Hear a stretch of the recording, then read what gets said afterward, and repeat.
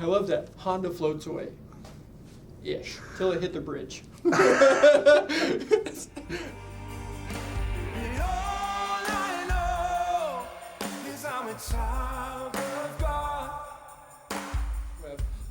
I came to know the Lord at the age of 20. Before that, I was an atheist.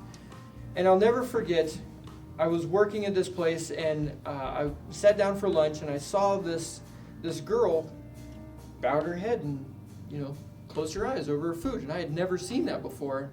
And I asked her, I'm like, what were you doing? And she goes, well, I was praying over my food. And I thought, what does she know about this food that I don't, that we need to pray over it? And so that opened the door for her sharing her entire testimony with me. And day after day, I worked with her and got to know her a little better and got to hear her testimony more. One night after work, it was about 2:30 in the morning, and I was driving home from work, and I had to make a decision about moving. And I thought, well, that praying thing works for her. Let's try it. So I was driving, and I said, God? Nothing happened.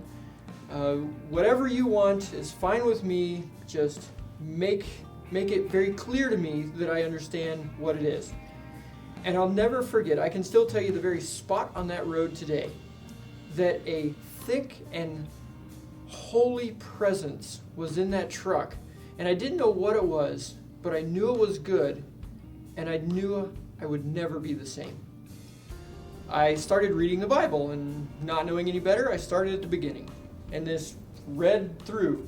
And I got to Malachi, and in there it said, bring your whole tithes and offering into the church, and I will pour out blessings upon you in which you cannot contain. Test me in this, and see that I am not true. Something like that. I finally found a way that God had to prove himself, that I could have some real meat, some hooks in them to say, aha, here is a promise that if I do my part, he promises to do his. So I said, okay, fine. I will tithe 10% of whatever I get before I pay any bills, any credit card bills or gas or food or anything. You get 10% first. And you better come through. After I started doing this, I had this old beat up Honda Civic. And I traded a four-wheeler for it or something like that. I had like $400. And I was driving it to work, and it was raining a lot one day, and so some of the creeks were starting to flood. And I was driving, and it hit a big mud puddle, and it just died. And it was right at where one of the little culverts were, and the water started coming up over the road a little bit, so I got out, and then I went up to the house that was next there, and I knocked on the door, and I'm like, hey man, you got a truck so we can pull this car off of there before something happens to it? And he's like, isn't that your car? And I turn around, and all you see is this car floating in the creek right now. You just see the back end of it, and then it hits the bridge, his driveway, and goes underneath. And that was the last I saw of that car for 3 days, and we found it 3/8 of a mile downstream. Ironically, the car wasn't worth anything, but the insurance check I got from it was $4,000. And I thought I hit the lottery.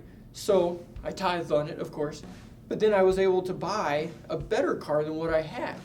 And not only that, the car was completely destroyed except for 4 pretty brand new tires. And I didn't know, Honda guy, so I kept them. And I was at a retreat. I was talking with some friends, and this one girl was there, and she was really distraught, and she was like, man, I wasn't even sure if I was going to come today. I didn't know, if I'd make it or if I can make it home. And I was like, what's wrong? And she says, well, my tires are completely worn out. And I said, that's interesting. What kind of car do you have? I have a Honda Civic. Oh, okay. That was an answer to prayer to her, because she wasn't even going to come, and yet she came anyway. And that was the only thing salvageable off of that car were those tires.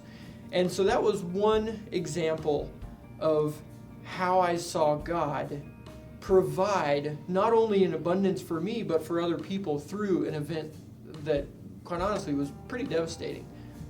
And I remember that it was all from that first moment where, out of defiance and out of pride, I said, okay, God, fine. I will test you in that. And he said, bring it on. Yeah, that's pretty neat. His arms will hold me.